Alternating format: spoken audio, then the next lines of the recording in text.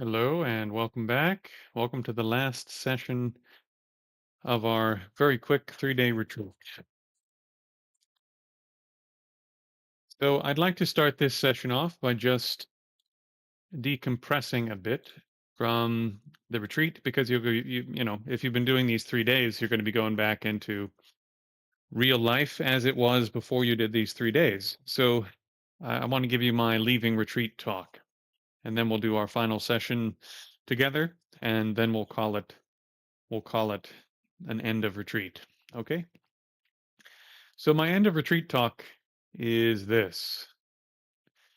Retreat should make you more capable in real life. The point of training your mind is so that the point of training your mind intensively isolated from the world is so that when you go back to the world, you're more capable.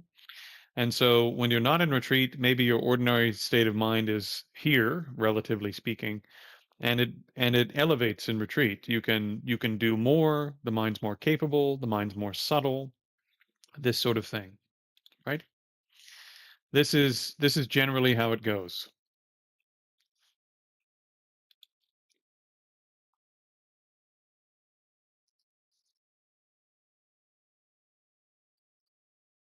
So considering this, you're going to be leaving retreat soon, and you're going to be leaving retreat soon, and you're going to be taking your capabilities you've gained back to real life. So if you've been able to accomplish, let's say, this amount of capability for the first time, maybe some of you, maybe you started here and now the mind is kind of here. Naturally, what happens if you don't have any skills to take your new meditative accomplishments into real life is they decline slowly over time. So within a week or two, most of the most incredible things go away.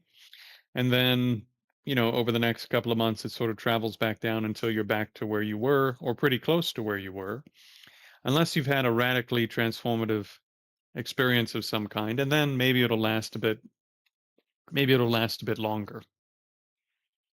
All right. So it's actually quite normal for you to go from sort of an elevated state of awareness and elevated state of capability and retreat because you weren't stirring the mind in between sessions very much, and see those capabilities sort of find their way back down to something less than they were in retreat. That's natural. Don't let it upset you, don't let it freak you out. You may also find that your capability in terms of how much practice you do as a general principle, let's say, as a general sort of here's how much stuff I can do in a given day, that kind of thing, that it goes from, I don't know, maybe you were doing 10 minutes a day and now you can do 20, or you could do 10 minutes a day and now you can do 45 minutes. And likewise, you'll find that after retreat, maybe because you were doing so much practice in retreat, it goes from the amount of practice you can do goes from here and it slowly finds its way back down to a new normal. And so, what I recommend is try not to do so much practice when you get out of retreat that it's not going to be sustainable. You may have the inclination to just carry on doing however much, 3 hours a day, 4 hours a day, 7 hours a day, whatever it is you were doing in retreat, for example. Don't do that. Instead, try to find something that feels like 70, 80%. You want to maintain about 70, 80% effort. And the reason for this is that let's say that you're capable of doing 2 hours. By the time you get done with 2 hours, the mind will probably be quite spent. And over time, if you leave your sessions feeling exhausted, tired, worn out, what have you, the tendency will be that you'll want to do less over time because you're reinforcing each time that, oh, this is just leaving me in a bad place every time. And it's going to be it'll get harder and harder to motivate yourself to go to the cushion until you start missing sessions. So instead of that, if you just figure out, okay, I can do an hour in one session, but if I do 45 minutes, I leave that session feeling like I could have done more and wanting to come back. That's sustainable. So when you get out of retreat, if you feel like you can now do 5 hours of practice and you normally do 2 hours of practice, Just go back to doing 2 or do 2.5, right? Do something that's sustainable, something that leaves you still hungry for more practice when you get done. And that will ease and smooth the transition back to real life. Now, in terms of skills, we mainly focused in this retreat, which was quite short, it's only 3 days. We mainly focused on standing and walking practices. So hopefully you've gained some new capabilities in terms of being able to generate a pretty high quality of concentration in the midst of the most basic kinds of non-seated action, standing, walking. If you've been able to do that, and if you heard what the advice I gave from the previous session, hopefully you now have some idea of what you might do between meditation sessions, which is actually the point. We practice things on the cushion so that we can train ourselves in real life. You practice skills in isolation so that you can then train and apply those skills in real life. You practice things in retreat where it's easier so that you can train in and apply those things when it really matters in real life between sessions. So maybe you gain the capability to generate full on tactile awareness and visual awareness while standing. Maybe you could also, during retreat, you could do the auditory and smell and a bit of taste, and maybe you were doing all of that while standing. Great. After retreat, it'll probably become less, you'll become less capable again. That's also fine. But the skill you can now take on the road is being aware of tactile awareness, being aware of visual awareness in the midst of ordinary activities. So if you work standing up, and a great deal of what you do is standing and looking at stuff and not talking to people, which is a lot of jobs, right? That's a huge number of jobs. Let me caveat this by saying if you work with heavy machinery, if you work in a dangerous environment, if you work in an environment where you can lose life or limb, just do your job. Don't do practices that that pull part of your attention away from what you're doing if it's life or limb at this stage of the game. That's not an intelligent thing to do. So now you have something where you do your morning session. You go from your sleepy mind maybe to a mind that's slightly more focused, slightly more aware. And then you start your day, you have your breakfast and your coffee, you get in the car, you drive to work, you get to work, and now you have 8 or 10 hours where somebody expects you to stand, walk from place to place, stare at things, listen to things. And so you now have some skills you can take from that morning session. If part of your practice is Mahamudra style practice on your cushion, you can now take those skills off the cushion. Don't do it when you're driving yet. Don't do it when you're crossing the road. Don't do it while operating heavy machinery. But when you walk from point A to point B at work, generate the 5 points and visual awareness. When you're listening to your boss talk, generate visual awareness and auditory awareness so that you're starting to maintain a higher level of concentration throughout the ordinary activities you engage in. Why? Well, for reasons that should be obvious, but the reasons that's not so obvious are if you went into retreat with this level of capability and you came out of retreat with this level of capability and it's going to decline like this over time. If you apply these skills, the decline will be like this and it'll stop at a higher point, and this will be your new level of capability instead of the decline being like this and stopping just above where you were or stopping where you were before. This is the benefit of having skills you can take on the road. This is, being able to take these skills out into the world is what allows you to turn yourself from a relatively ordinary person into an Olympic athlete of mind training. Unfortunately, all of the great texts are basically sing in chorus across the Buddhist corpus. They sing together in one unified chorus that you have to learn how to do this basically 24 hours a day. And you don't start by doing it 24 hours a day. You start with 5 minutes.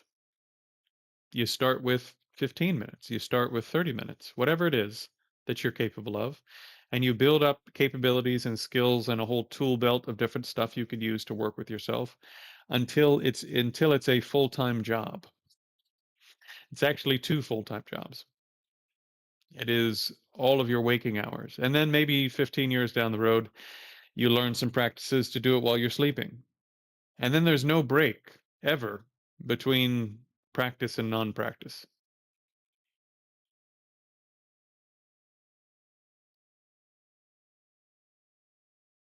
And this is how you go from having a mind that's like this and then a little bump for retreat to a mind that's going like this all the time.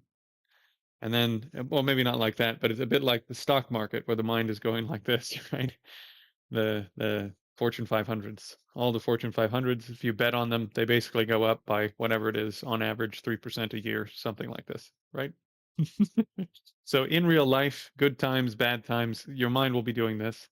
And sometimes it'll seem like you've lost a bunch of capabilities, but actually over a 3-year, 5-year, 10-year period, your mind is continuing to increase in terms of capability and so forth.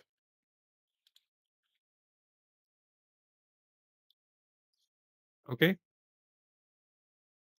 So that's my little leaving retreat speech. Do expect that some of the capabilities you gained will go away. Do expect that the ability to do way more practice than normal goes away. Do expect that, my goodness, when you leave retreat, your mind will probably freak out if you've been isolated for 3 days or 5 days or 10 days, depending on, you know, depending on how long you've been in retreat.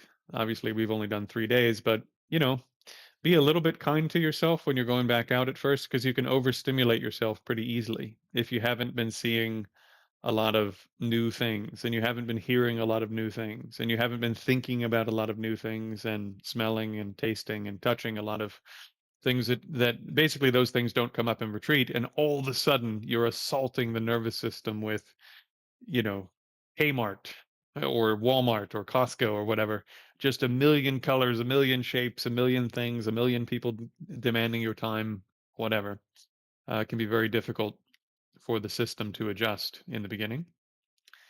So if you also feel a little bit fried and tired the first couple of days coming out of retreat, it's also normal. It's also quite normal. Okay. So hopefully this little bit of heart advice coming out of retreat will be helpful to you. Now, let's do our last session, which will just be a seated session. So my goal with this retreat was to mostly do standing and walking practice and to go far enough into the 5 foundations that we could try to touch down on or land on mental awareness, maybe for some of you for the first time. So as best you can, let's go through each of the sense gates. We'll do them relatively quickly.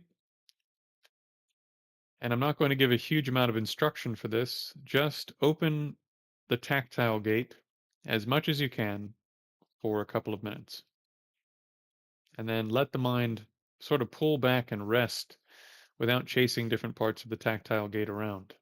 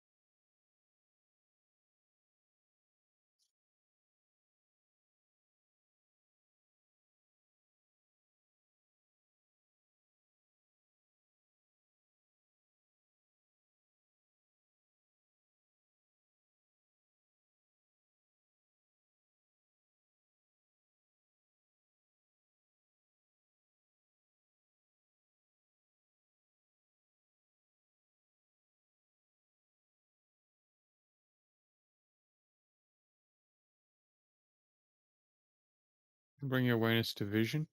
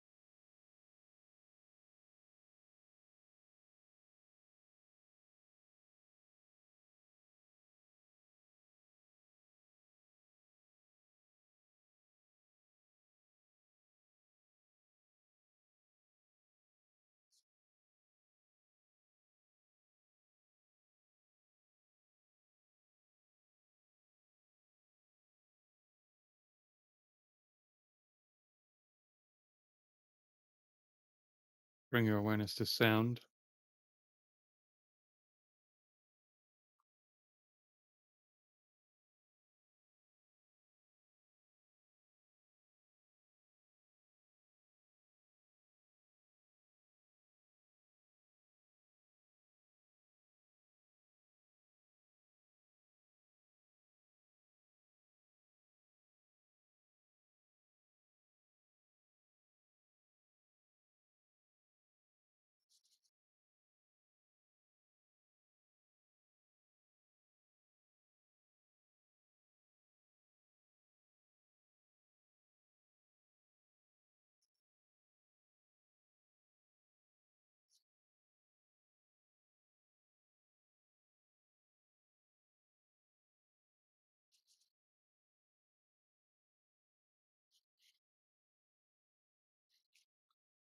Bring the awareness to smell, opening the olfactory sense gate.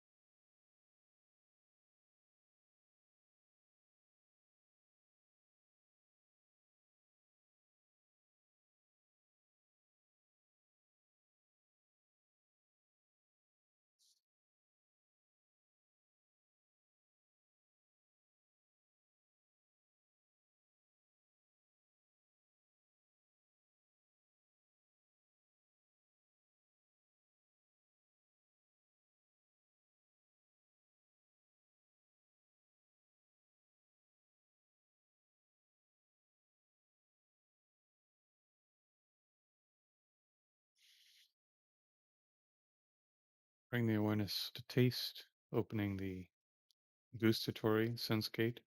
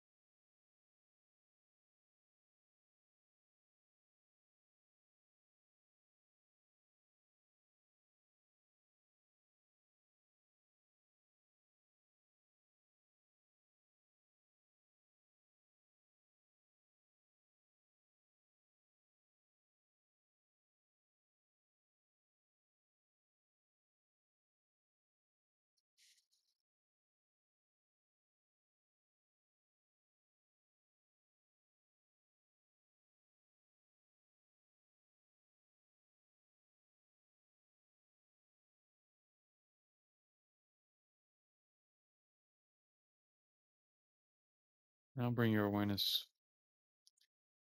inside, pulling all the bandwidth as much as you can from the five senses,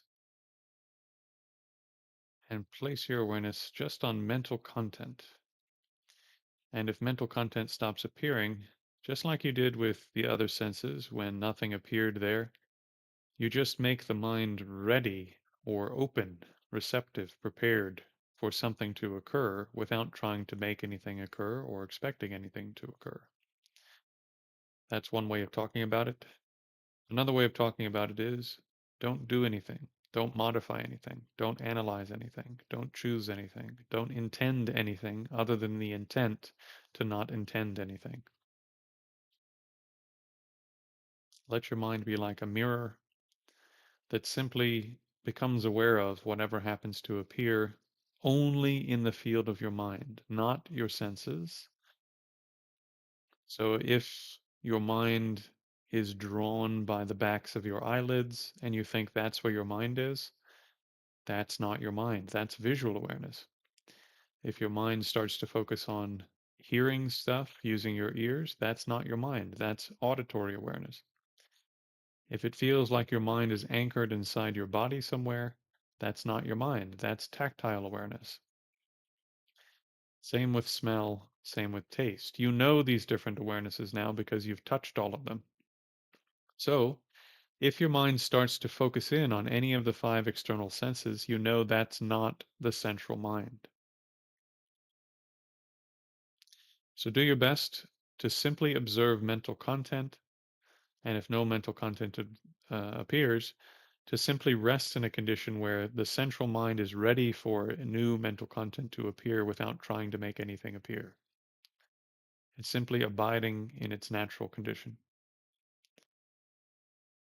Again.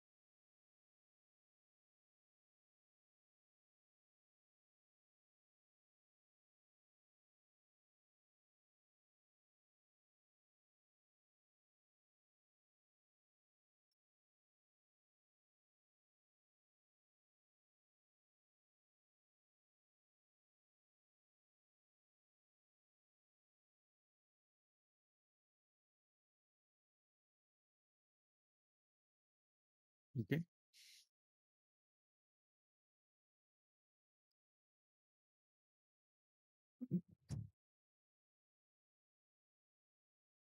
May the practice body mind not yet born arise and grow, may that arisen not decline but increase more and more. May the precious view of emptiness not yet born arise and grow, may that arisen not decline but increase more and more.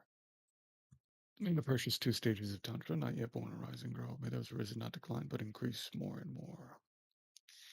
May all beings have happiness and the causes of happiness. May all beings be free from suffering and the causes of suffering. May all beings never be separated from happiness, free from suffering, and may all beings abide in equanimity, free from attachment and aversion.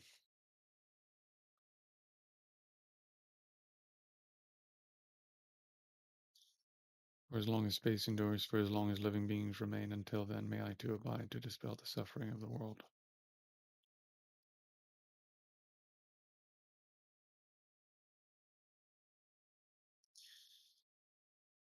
All of our teachers live long.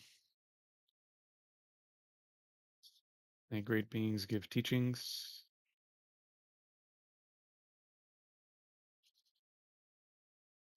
And may we have the capability both internally and externally to put them into practice.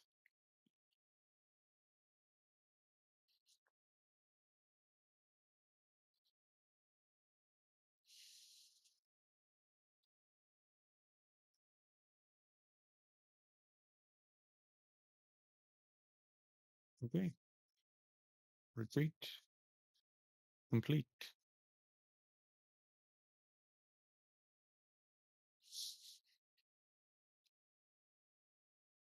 If you were all here, we would have a cup of tea. But since you're not, hope to see you again soon. Classes resume tomorrow, normal time.